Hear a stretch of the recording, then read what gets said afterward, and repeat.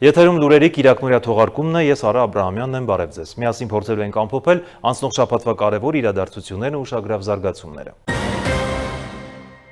Վարչապետ Նիկոլ Փաշինյանն ընդունել է Ֆրանսիայի ու Եվրոպայի հարցերով լիազոր նախարար Բենժամին Հադադին։ Հանդիպան ընթացքում քննարկվել են Հայաստան-Ֆրանսիա երկկողմ հարաբերությունների օրակարգին եւ բազմաոլորտ գործակցության հետագա զարգացմանը վերաբերող մի շարք հարցեր։ Անդրադարձ է կատարվել Հայաստան-Եվրոպական միություն գործակցությանը, նաեւ Եվրոպական քաղաքական համայնքի գագաթնաժողովի Հայաստանում անցկացմանը վերաբերող հարցերի։ Զրուցակիցները մտքեր են փոխանակել նաեւ տարածաշրջանային զարգացումների, խաղաղության եւ կայունության ապահովման ուղղված քայլերի վերաբերյալ։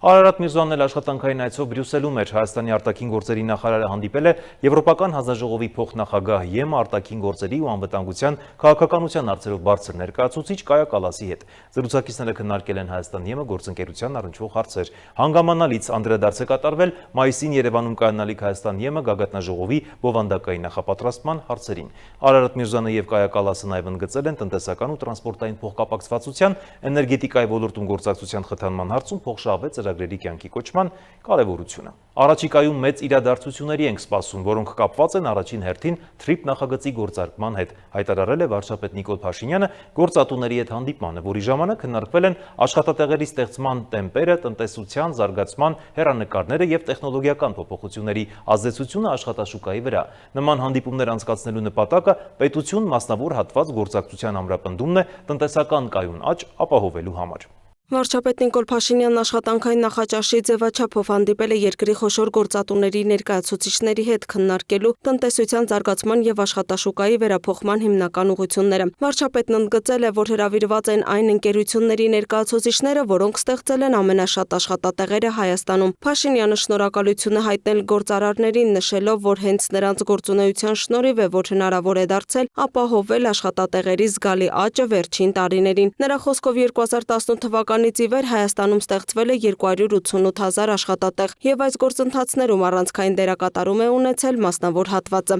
Բայց ակնհայտ է, որ այդ աշխատատեղերը մենք չենք ստեղծել, այդ աշխատատեղերը դուք եք ստեղծել։ Իհարկե կառավարության քաղաքականությունները նպաստել են դրան եւ միջավայր ենք նաեւ մենք որոշակի ստեղծել։ Վարչապետը միաժամանակ շեշտել է, որ կառավարությունը շարունակելու է ձևավորել բարենպաստ տնտեսական միջավայր, հիշեցնելով, որ ծրագրային նպատակներից է տարեկան առնվազն 25000 նոր աշխատատեղի ստեղծումը։ Քննարկման կարևոր թեմաներից մեկը եղել է տնտեսության թվայնացումն ու արհեստական բանականության ներդրումը։ Փաշինյանը նշել է, որ տեխնոլոգիական զարգացումները ոչ միայն հնարավորություններ են ստեղծում, այլև ռիսկեր, հատկապես աշխատաշուկայի համար։ Այդ համատեքստում նա կարևորել է պետություն-բիզնես գործակցությունը, աշխատաշուկայի ճիշտ տրանսֆորմացիա ապահովելու նպատակով։ Ես միշտ այս ժամանակաշրջանի մասին մտածելիս մտածում եմ առաջին արդյունաբերական հեղափոխության մասին, որ երբ որ հոսքագծերը ստեղծվեցին, մանուֆակտուրաները ստեղծվեցին, արհեստավորները հարձակվում էին մանուֆակտուրաների վրա, հրդեհում էին մի հարցադրման ներքո, եթե այսպեսին է լինելու աշխատանքը, մենք ինչով ենք զբաղվելու եւ ինչով ենք ապրելու։ Իհարկե այդ հարցը այդ պահին ուներ իր հստակ հիմնավորումը, բայց հետո այլ բան տեղի ունեցավ։ Մարդկային հսկայական ներուժ իրոք ազատվեց եւ մարդկային հսկայական ներուժը, որ նախկինում մտածելու ժամանակ չուներ, սկսեց մտածել եւ արդյունքում տեղի ունեցան այն տեխնոլոգիական ճեղքումները, որոնք մենք այսօր, ես պատկերավոր ասում եմ, մարդը արհեստանոցից կտրվեց եւ սկսեց մտածել եւ ստեղծեց տիեզերանավ եւ թռավ տիեզեր։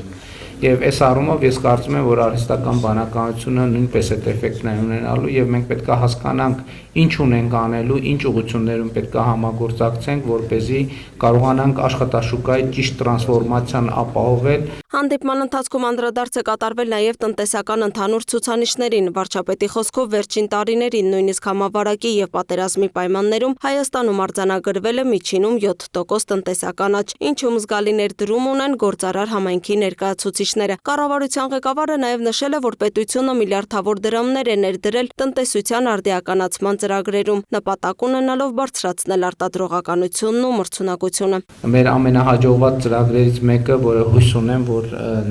ներկաների առնվազն զգալի մասը օգտվել է, մասնավորապես տնտեսության արդիականացման ծրագիրը, որ մենք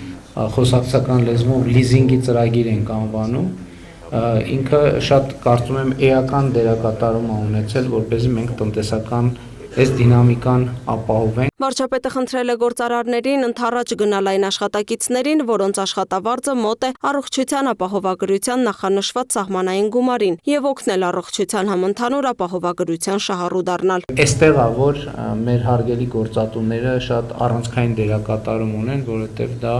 ըստ էության համագործակցության մի նոր պլատֆորմա, որտեղ բայց կարծում եմ, որ սա փոխադարձ հետաքրքրություն ներկայացնող հարց է, որովհետև առողջության ապահովագրություն նշանակում է ավելի առողջ աշխատողներ, ովքեր ավելի արտադրողական են իրենց աշխատանքի մեջ եւ ավելի լավ տրամադրություն ունեն հիմնարկներում եւ ավելի լավ տրամադրություն են ապահովում եւ երկրորդը իհարկե մենք նախորդ տարի կյանքի ռեկորդային տևողություն ենք արձանագրել Հայաստանի Հանրապետությունում 78.4, որը մեր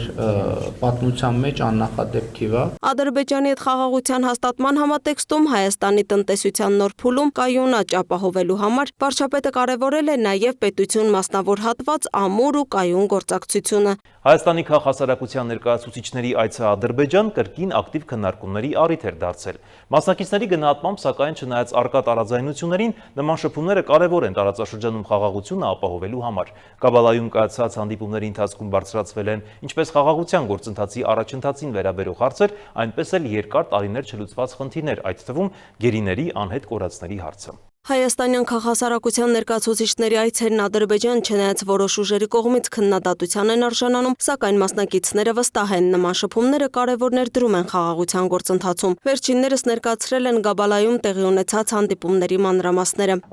Մեզ շատ հաճախ մեղադրում են, չգիտեմ, մոռացության, ներելու, ուրեմն, չգիտեմ, ողբերգությունը մոռացության տալու, ուրանալու։ Ես ուզում եմ, թեպետ սրա մասին բազմիցս ենք խոսել, բայց եւս մեկ անգամ այս հարցին անդրադառնալ, խաղաղության կամուրջ նախաձեռնությունը անցյալը մոռանալու, ուրանալու, փոխելու, սրբագրելու, խմբագրելու մասին չէ։ Խաղաղության կամուրջ նախաձեռնությունը արկա նարատիվների, արկա պատմության, արկա իրականության կողքին նոր նարատիվներ, նոր հնարավորություններ ձևավորելու մասին է։ Ժողովրդավարության զարգացման հիմնադրամի տնօրեն Նաիրա Սուլթանյանն ընդգծեց, օրակարգի առանցքային թեմաներից մեկը եղել է հայ գերիների եւ պահվող անձանց հարցը։ Այդ խնդիրը չի տեղավորվում ընթացիկ խաղաղության գործընթացի տրամաբանության մեջ։ Անհետ կորածների հարցի մասով համապատասխան հանձնաժողովների աշխատանքը դեռ չի բավարարում ակնկալիքները։ Մի կողմի համար սա վրեժ խնդրության, միջազգային հումանիտար իրավունքի խախտման մասին է, մյուս կողմի համար սա շատ այսպես պարզ հանցագործություն եւ պատիժ տրամաբանության մեջ է։ Ինչ ենք անում մենք որպես նախաձեռնություն խաղաղության կամուրջ։ Մենք ուրեմն նախ եւ առաջ լսում ենք իրար։ Երբ որ դու լսում ես դիմացի կողմի խնդրի ընկալման նրբությունները, դրանից հետո շատ ավելի լավ ես կարողանում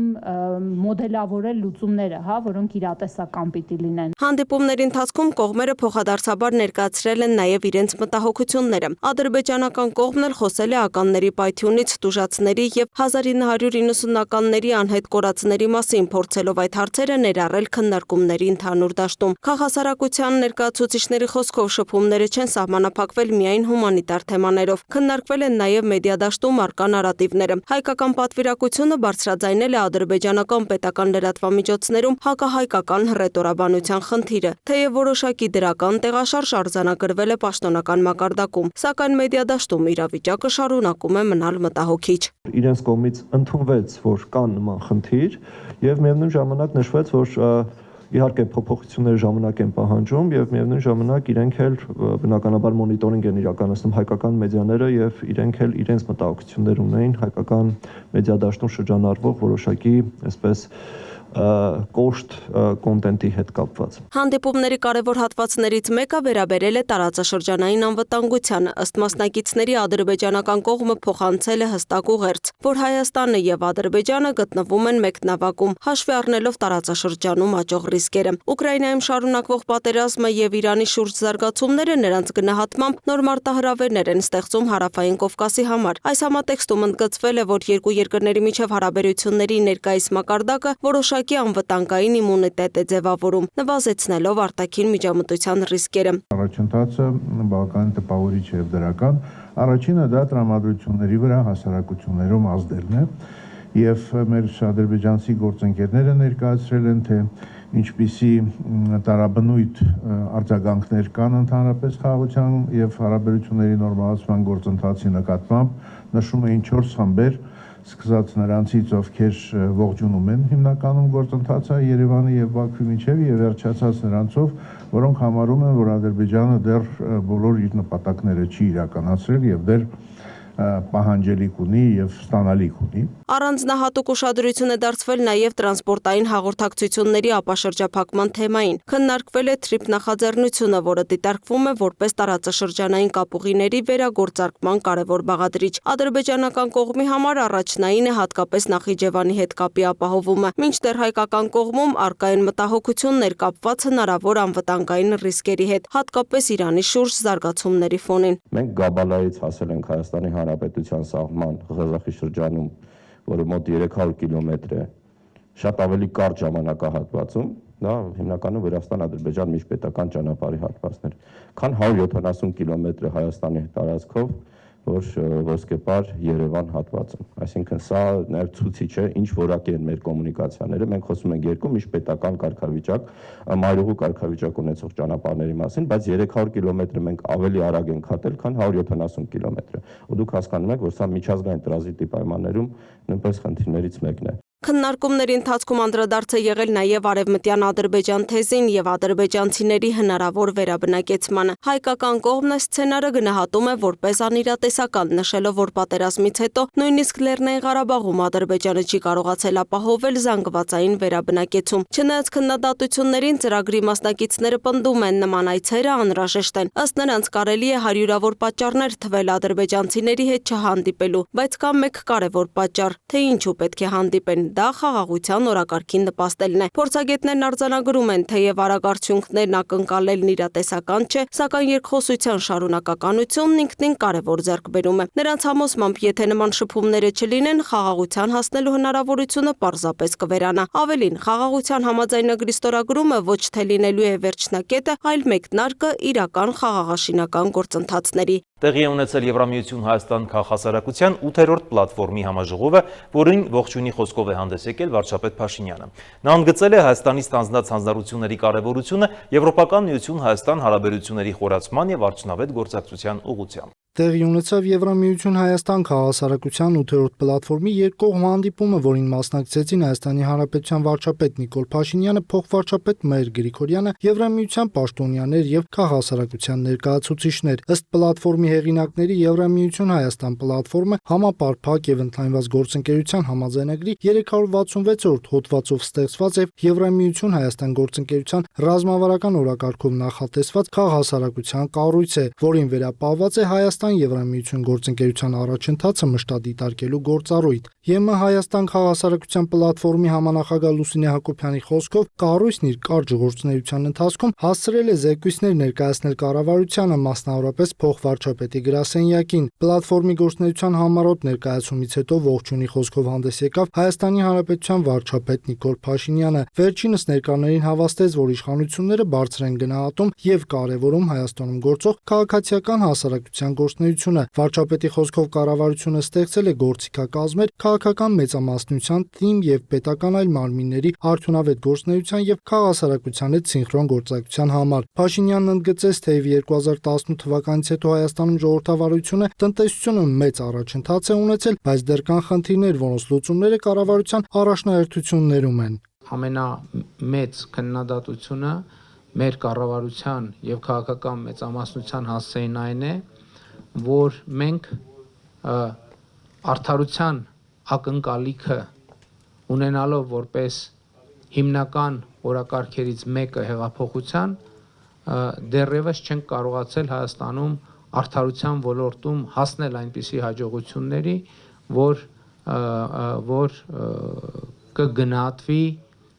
լավ կամ բավարար։ Շարունակելով իր միտքը վարչապետը նշեց, որ Հայաստանում արդարադատության եւ դատական իշխանության համակարգերը չունեն օրգանական կապ իշխանության հիմնական կրողի ժողովրդի հետ, ապա շարունակեց այս խնդրի լուսման բանալին նոր սահմանադրության ընդունումն է։ Որովհետեւ Հայաստանում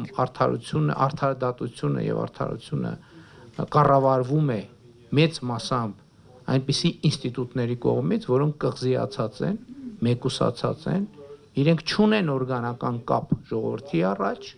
եւ նաեւ չունեն հաշվետվողականության բավարար մակարդակ եւ պատասխանատվության բավարար մակարդակ ժողովրդի առաջ, որը իշխանության բարձրագույն կրողն է։ Իր ելույթում Նիկոլ Փաշինյանը հիշեցրեց նաև, որ Հայաստանն ընդունել է Եվրամիությանն անդամակցելու գործընթացի մեկնարկի մասին օրենք, ու չնայած դրան կառավարության ղեկավարն ընդգծեց, Հայաստանը երբեք Եվրամիության հետ չի խոսի շանտաժի լեզվով եւ ստիպի, որ իրեն ընդունեն այդ կառույցում։ Կառավարության նպատակն է, որ մեր երկիրը դարձնենք եվրոպական չափանիշներին համապատասխանող զարգացած պետություն, նշեց Փաշինյանը։ Պլատֆորմի աշխատանքներին ողջունի խոսք հղեց եւ արդյունավետ աշխատանք մաղթեց նաև փոխվարչապետ Մհեր Գրիգորյանը։ Նա կարևորեց համաժողովի անցկացումը, որը նախորդում է եկող ամիս Հայաստանում տեղի ունեցող Եվրոպական համայնքի քաղաքական համաժողովին, դիտարկելով որպես կարևորագույն միջոցառումներից առաջ նախապատրաստական փուլ, միաժամանակ ընդգծելով քաղաքասարակության հետ գործակցության կարևորությունը։ Ներկայումս Հայաստանի եւ Եվրամիության միջև ակտիվ քննարկման փուլում են տարածաշրջանային կապակցվածության մի շարք նախաձեռնություններ։ Դրանք համահունչ են ԵՄ գլոբալ դարպաս ռազմավարությանը, ինչպես նաև Հայաստանի կառավարության խաղաղության խաչմերուկ նախաձեռնությանը։ Այս ծրագրերը միտված են խթանելու տարածաշրջանային կայուն զարգացումը եւ խաղաղության օրակարգը, նպաստելով Հայաստանի ինտեգրմանը եվրոպական տրանսպորտային, էներգետիկ եւ թվային ցանցերին։ Միջոցառման ընթացքում ելույթ ունեցան նաև Եվրոպական տնտեսական եւ սոցիալական կոմիտեի անդամ Դումիտրու Ֆորնեյան, Եվրոպական տնտեսական եւ սոցիալական կոմիտեի արտաքին հարաբերությունների նախագահ Ստեֆանո Պալմիերին, Հայաստանում ԵՄ պատվիրակության ղեկավար դեսպան Վասիլիս Մարագոսը եւ տեսաուղերձով ԵՄ ընդլայնման հարցերով հանձնակատար Մարթա Կոսը։ Եվրամիության պաշտոնյաները իրենց ելույթներում ընդգծեցին Հայաստան-Եվրամիություն հարաբերությունների խորացումը, ստանձնած երկկողմ հանձնառությունների կատարումն ու Հայաստանում ժողովրդավարության ընդգծված մակարդակի բարձրացումը, միաժամանակ կարևորելով գործակցության ուղիների ընդլայնումը սկսած վիզաների ազատականացման գործընթացներից մինչև տնտեսական հարաբերություններ։ Համաժողովը չսահմանափակվեց միայն բարձրաստիճան պաշտոնյաների ելույթներով։ Միջոցառման ընթացքում տեղի ունեցան նաև պանելային 4 քննարկում, որին մասնակցեցին արդարադատության նախարար Սրփուի Գալյանն ու ներքին գործերի նախարար Արփինե Սարգսյանը։ Շարունակում ենք թողարկումը։ Ներքին գործերի նախարարությունում ոստիկանության 108-րդ տարեդարձի նվիրված կոլեգիայի հանդիսավոր նիստի ժամանակ վարչապետ Փաշինյանը հայտարարել է, որ ոստիկանությունը պետության ողնաշարն է եւ այդ համակարգը պետք է մշտապես ամուր լինի։ Վարչապետը շնորհակալություն է հայտնել ոստիկանության ծառայողներին աշխատանքի համար եւ ընդգծել, որ համակարգը շարունակում է զարգանալ համահունչ ժամանակի նոր պահանջներին եւ մարտահրավերներին։ Նա նաեւ անդրադարձել է ոստիկանության բարեփոխումների շարունակականությանը, սոցիալական երաշխիքներին, կրթության կարեւորությանը եւ հանրային վստահության ամրապնդմանը։ Ոստիկանությունը պետության ողնաշարն է եւ այդ ողնաշարը միշտ պետք է ամուր լինի, որովհետեւ դա բխում է բոլոր քաղաքացիների շահերից։ Այս մասին ներքին գործերի նախարարությունում կոլեգիայի հանդիսավոր նիստի ժամանակ հայտարարել է վարչապետ Նիկոլ Փաշինյանը ոստիկանության 108-րդ տարեդարձին նվիրված միջոցառման ընթացքում։ Վարչապետն իր ելույթում շնորհավորել է համակարգի ներկայացուցիչներին մասնագիտական տոնի առիթով եւ շնորհակալություն հայտնել նրանց ծառայության համար, ընդգծելով, որ ոստիկանությունը Հայաստանի ներքին անվտանգության առանցքային դերակատար Մենք ընդհանրապես ոստիկանության գործունեությունը հիշելիս, ոստիկանության գործունեությունը գնահատելիս պետք է հիշենք այն ժամանակները, երբ Հայաստանը նոր անկախացել էր, խորհրդային ոստիկանությունը ըստ էության արդեն անհասկանալի վիճակում էր, պարզ չկար,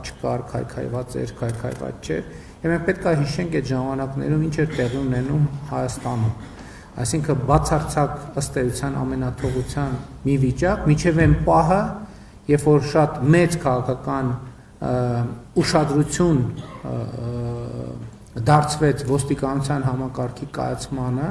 եւ դա մի շատ կարևոր շրջադարձային կետ էր մեր երկրում ընդհանրապես իրավակարգի եւ կարգուկանոնի պահպանման եւ ամրապնդման համար։ Նրա խոսքով համակարգը տարբեր փուլերում զարգացել է, սակայն ժամանակի փոփոխության հետ փոխվել են նաեւ պահանջներն ու մարտահրավերները։ Վարչապետը շեշտել է, որ այսօրվա ոստիկանությունը պետք է համահունչ լինի ժամանակակից միջավայրին, այդ թվում տեղեկատվական եւ մեդիա դարաշրջանի պահանջներին։ Ինտերնետի դարի ոստիկանությունը պետք է լինի ինտերնետի դարի ոստիկանություն, որովհետեւ ինտերնետի դարի ոստիկանությունը չի կարող լինել ինտերնետի բացակայության դարի ոստիկանություն, եւ այդտեղ համենայնդեպս կարա առաջանա, եթե այդպես չլինի, այդ խզվածքում կարա առաջանա մի իրավիճակ, որ ուղղակի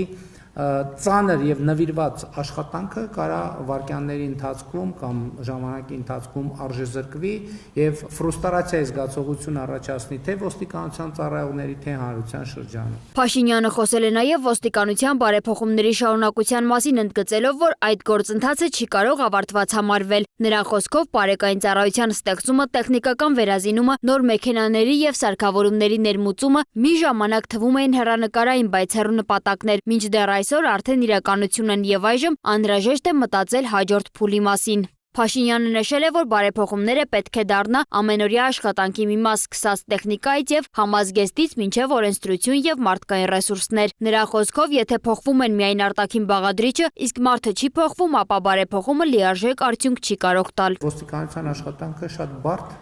աշխատանք է, կապված է եւ ոստիկանության աշխատողի եւ ուրիշների կյանքի եւ անվտանգության հետ, եւ մենք այս բոլոր գործոնները հաշվի պետք է առնենք եւ մենք գնում ենք այս ուղղությամբ եւ այս տրամաբանությամբ եւ մենք պետք է կարծում եմ, որ մենք Հայաստանում ունենք ոստիկանության գործունեության այնպիսի ավանդույթներ, որ այդ ավանդույթների վրա հիմնվելով մենք կարող ենք այս փոփոխությունը անընդհատ ապահովել եւ ոստիկանության Հայաստանի Հանրապետության ոստիկանության ինքնությունը ամրացնել, վերափոխել եւ անընդհատ համապատասխանեցնել ժամանակակից պահանջներին։ Փաշինյանն անդրադարձել է նաև ոստիկանության աշխատանքի սոցիալական երաշխիքներին, ծառայության բարդ բնույթին, հանրային վստահության մակարդակին եւ կրթության շարունակական կարեւորությանը։ Նրա խոսքով 21-րդ դարում առանց դինամիկ, ճկուն եւ անընդհատ սովորող համակարգի հնարավոր չէ արձագանքել նոր մարտահրավերներին։ Մենք Հայաստանի Հանրապետությունում հանցավորության իրավիճակը պետքա ոչ միայն դարձնենք այնպիսին, ինչպիսին մենք ուզում ենք, այլև քաղաքացիների զգացողությունը պետքա դարձնենք այդպիսին։ Ընդ որում մարդը ինքը իր կյանքում ոչ հանցագործությունն է տեսնում, ոչ էլ առնչվում է, բայց երբ որ իր բանի այդ news feed-ում կա նրա մասին, որ ստեղ կրակեցին, ստեղ սպանեցին, ստեղ էս արին, ստեղ սպան։ Այսինքն հասկանում եք, ժամանակի առանձնահատկությունները մարդը ամբողջ կյանքը ապրել է,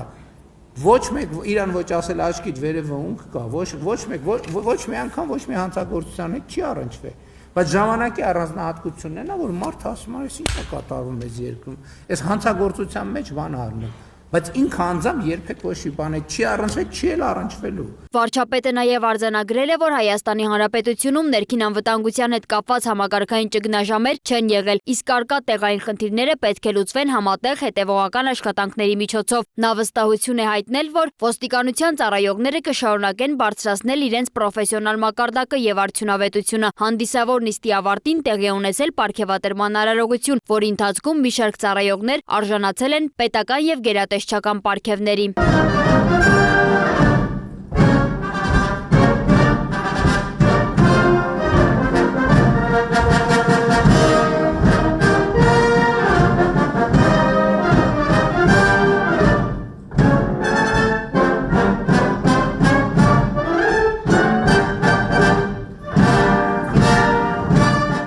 Ստամբուլում միջխորհրդարանական միության 152-րդ վեհաժողովի շրջանակում կայացել է Հայաստանի ու Ադրբեջանի խորհրդարանների նախագահների հանդիպումը։ Կողմերը գոհունակությամբ արձանագրել են հարաբերությունների կարգավորման ուղղությամբ արձանագրված առաջընթացը, ընդգծելով խաղաղության, կայունության եւ առևտրային կապերի զարգացման ուղղված քայլերը։ Նշվել է նաեւ միջխորհրդարանական միության կարևոր դերը, իսկ գլխավոր քարտուղար Մարտին Չունգոնգին կողմերը երախտագիտություն են հայտնել երկխոսության խթանման համար։ Կողմերը դրական են գնահատել միջազգային հարթակներում սկսված շփումները եւ պայմանավորվել շարունակել խորհրդարանական երկխոսությունը վստահության ամրապնդման նպատակով։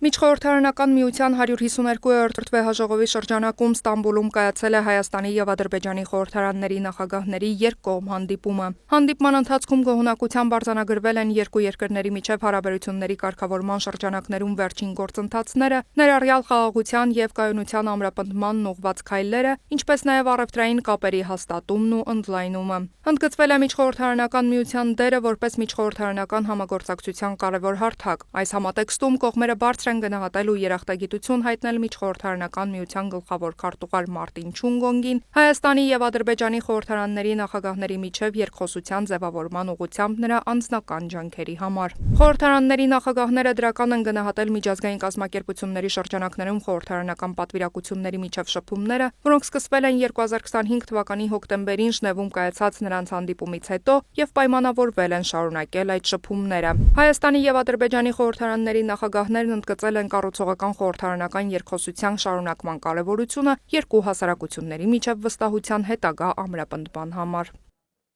Այլ թեմաներ։ Երևանի քաղաքապետարանի գործակարգավարական խորհրդակցության ընթացքում Տիգրան Ավինյանն անդրադարձել է հանրային տրանսպորտում ուղևորցի վճարման վերահսկողությանը եւ դրանով պայմանավորված վերջին միջադեպերին։ Նա շեշտել է, որ վարորդների նկատմամբ ցանկացած ոտնձգություն ուղղված է ոչ միայն տվյալ աշխատակցի, այլև ամբողջ քաղաքային համակարգի դեմ։ Նիստում քննարկվել է նաեւ տեղատարապ անձրևների հետևանքով մայրաքաղաքում ստեղծված իրավիճակը ու այլ խնդիրներ։ Վարորդների նկատմամբ ոտնձգությունը քաղաքի եւ ամբողջ համակարգի նկատմամբ ոտնձգություն է։ Այս մասին գործակարգավարական խորհրդակցության ընթացքում նշել է Երևանի քաղաքապետ Տիգրան Ավինյանը, անդրադառնալով հանրային տրանսպորտում ուղևորցի վճարման վերահսկողությանն ու դրա շուրջ արձանագրված միջադեպերին։ Մենք ունեցել ենք մի քանի միջադեպեր, մեկ կոնկրետ շատ տհաճ միջադեպ, որը վերածվել է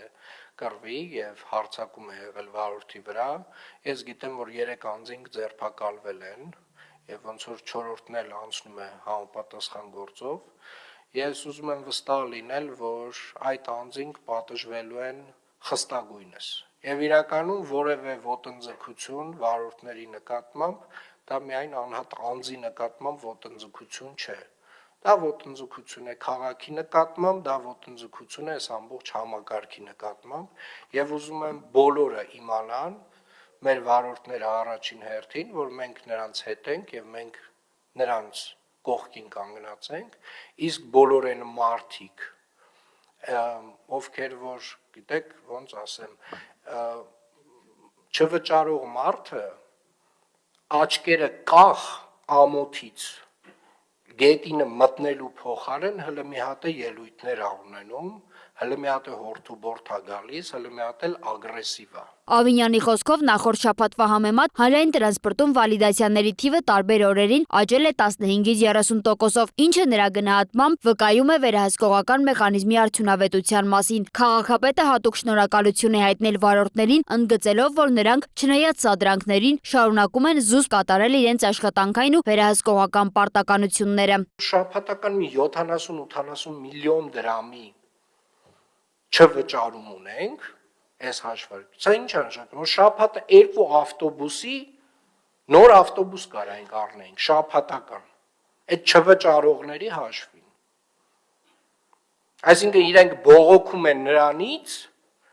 որ իրենց անպարտաճանաչության հետևանքով մենք ավել ավտոբուս չենք գնել։ Չնայած որ մենք գնել ենք, ամեն տարի էլ գնել ենք, այս տարի էլ ենք գնելու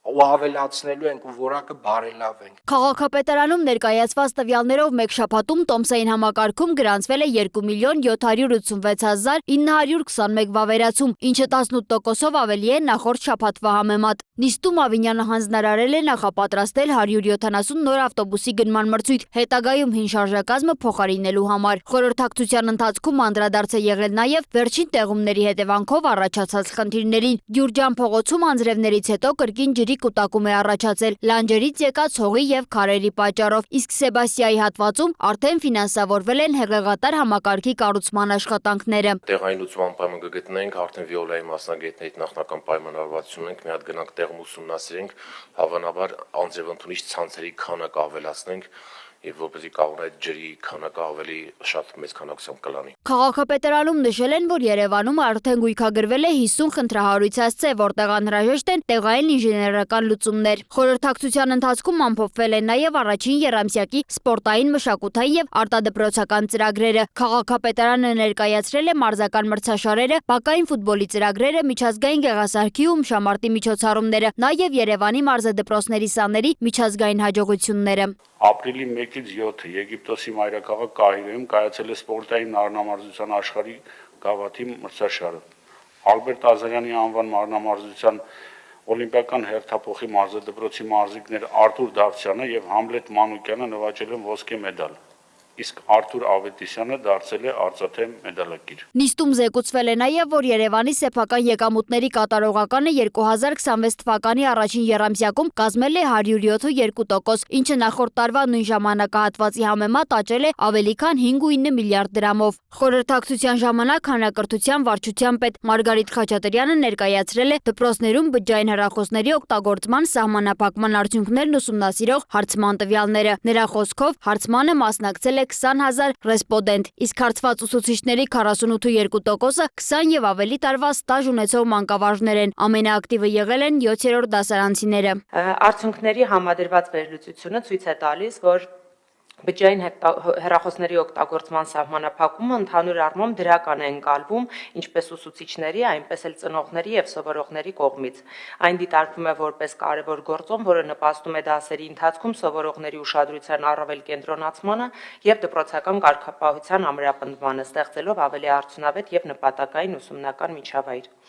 Ուսուցիչների դիտարկմամբ սահմանափակումն էական դժվարություններ չի առաջացրել ուսուցման կազմակերպման գործընթացում, թեպետ դասերի ընթացքում երբեմն առաջանում են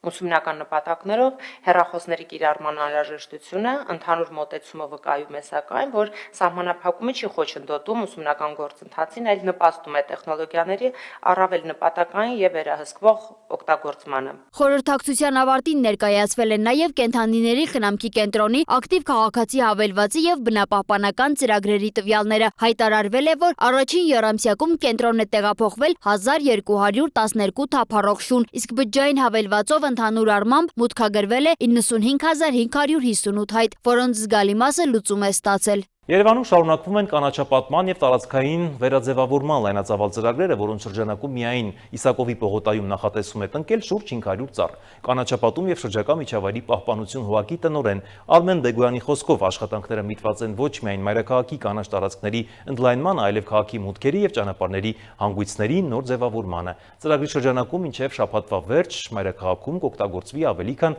1000 ծառ, հարյուրավոր թփատեսակներ, իսկ տարվա ընթացքում նախատեսվում է Երևանի կանաչ մակերեսն ավելացնել առնվազն 10 հեկտարով։ Միայն այսօր Իսակովի պողոտայում տնկվելու է շուրջ 500 ծառ։ Այս մասին ասել է կանաչապատում եւ շրջակա միջավայրի պահպանություն հողակի տնօրեն Արմեն Բեգոյանը, ներկայացնելով Երևանում մեկնարկած եւ շարունակվող կանաչապատման եւ վերաձևավորման լայնածավալ ծրագրերը։ Երևանի Իսակովի պողոտայում այս օրերին իրականացվում են կանաչապատման եւ տարածքային վերաձևավորման աշխատանքներ, որոնք ըստ պատասխանատուների միաժամանակ մի քանի խնդիր են լուծում։ Ընդլայնում են քաղաքի կանաչ մակերեսը, բարելավում մայրաքաղաքի մուտքերի տեսքը եւ ձևավորում նոր էկոլոգիական միջավայր։ Արմեն Բեգոյանի խոսքով աշխատանքներն իրականացվում են ոչ միայն պողոտայի տվյալ հատվածում, այլև ամբողջ երկարությամբ, իսկ զուգահեռ ծրագրեր են ընթանում նաեւ քաղաքի այլ ուղղություններում։ Այս տարի նաեւ մեր մոտ բազմաթիվ եվրոպական եւ միջազգային համաժողովներ են նախատեսված եւ հետեւաբար սա Երևանի հենց մուտքն է, գիտեք, օդանավականից հենց դեպի քաղաքի կենտրոն։ Դրա համար առաջնահերթությունը տվեցինք նաեւ այս պողոտային, ի թիվս նաեւ այլ պողոտաների։ Նրա ներկայացմամբ աշխատանքների արդյունքում այստեղ շահում են լրացուցիչ տարածքներ, որոնք նախկինում կամ միայն գազոնապատ են եղել, կամ ընդհանրապես պատշաճ ձևավորված չեն եղել։ Տնկվում են գնդաձև կատալ պատեսակի ծառատեսակներ, դրանք շատ սիրուն են լինելու, երկշերտ, այնուհետև մեջտեղի հատվածներում, այս շրջադարձային մեջտեղի հատվածներում կիրականացվի լանդշաֆտային ձևավորմամբ գեղեցիկ ուրեմն ձևավորում, որտեղ դոմինանտ կլինի, այսպես ասած, այդ մեջտեղի ծաղիկը կլինի մայրի տեսակի ծառատեսակը, որը այս տարի առաջին անգամ է օգտագործվում Երևանում։ Արմեն Բեգոյանը տեղեկացրել է, որ անցած շաբաթվանից մինչև ընթացիկ շաբաթվա ավարտը մայրաքաղաքում նախատեսված են գծային տնկիների լայնածավալ աշխատանքներ, խոսքը վերաբերում է փողոցամերձ ճանապարհային հանգույցների, պողոտաների շրջադարձային հատվածների եւ միջնաժերտերի ձևավորմանը։ Նրա խոսքով միայն այս ծրագրի շրջանակում մինչև շաբաթվա վերջ օգտագործվելու է ավելի քան 1000 ծառ, նաև հարյուրավոր թփատեսակներ։ Բեգոյանը նաև առանձնացրել է տնկանյութի պահպանման ցուցանիշը, նշելով, որ արդեն 4-րդ տարին է նոր տնկիների կպչողականությունը գերազանցում է 93%-ը։ Ըստ նրա, սա խոսում է ոչ միայն կարճաժամկետ, այլև կայուն եւ հաշվարկված աշխատանքների մասին։ Միաժամանակ ընդգծվել է, որ բոլոր նոր ձևավորվող հատվածներում անցկացված է ոռոգման համակարգ։ Ավելորդ եմ համարում նշելը, որ բնականաբար բոլոր վայրերում անցկացված է ոռոգման համակարգը եւ նոր տնկանյութների ձեռքբերված տնկանյութների հարցում մենք ունենք 93%-ից բարձր կպչողականություն, սա արդեն 4-րդ տարին է կրկնում եմ, հետեւաբար դա այսպես կարճաժամկետ ինչ-որ ժամանակահատվածի համար չէ, որ ասում եմ։ Նա նաև ներկայացրել է այս տարվա ընդհանուր ծրագրերը, նշելով, որ 2026 թվականի համար նախատեսվում է առնվազն 10 հեկտարով ավելացնել Երևանի կանաչ տարածքները։ Ըստ նրա, վերջին 3.5 տարիների ընթացքում մայրաքաղաքում կանաչ տարածքներն արդեն ավելացել են 60 հեկտարով, սակայն այս տարի աշխատանքների մի մասը կենտրոնացած է լինելու նաև ավելի խոշոր նախապատրաստական ծրագրերի վրա։ Մասնավորապես Լվովյան եւ Միասնիկյան փողոցների ուղղությամբ նախապատրաստվում է շուրջ 35 հեկտար տարածքով անտառային հատվածի ձևավորում, որը Բեգոյանի գնահատմամբ կլինի քաղաքի ամենամեծ անտառային գոտիներից մեկը եւ նույնիսկ կգերազանցի հաղթանակի զբոսայգու մակերեսը։ Վերջին 3.5 տարիների ընթացքում Երևանը իր կանաչ տարածքներն ավելացրել է 60 հեկտարով, այս տարվա ծրագրով մենք նախատեսել ենք 10 հեկտար, միշտ արել ենք ավելին, բնականաբար։ Քաղաքի ներսում նույնպես նախատեսված են նոր այգիների հիմնման եւ գործող կանաչ գոտիների ձևավորման ծրագրեր։ Շաբաթ օրը նախատեսվում է Ծառատունք Դավիթանախտի այգում, որի հիմնական շինարարական փուլն ըստ Բեգոյանի արդեն ավարտված է։ Հաջորդ շաբաթ նոր այգի կհիմնվի նաեւ Ֆիզգարադոկ կոչվող հատվածում, որտեղ ավարտին են մոտենում ոռոգման վերջին աշխատանքները։ Բացի այդ, նոր այգու վերահիմնում է սպասվում նաեւ Մալասիա Սեբաստիա վարչական շրջանում պատերազմի 40-ամյակի հուշարձանի հարակից տարածքում։ Արմեն Բեգոյանը հայտնել է նաև, որ 2026 թվականի համար նախատեսված է անցկացնել եւս 25 կիլոմետր ոռոգման համակարգ, սակայն ինչպես նախորդ տարիների փորձն է ցույց տվել, այս ցուցանիշը եւս կարող է գերազանցվել։ Նրա խոսքով անցած տարի եւս նախատեսված 25 կիլոմետրի փոխարեն իրականացվել է 34 կիլոմետր ոռոգման ցանցի կառուցում։ Այսպիսին էր անցնող շաբաթը, հետևեք Free News-ի լրատվությանը, առողջ եղեք։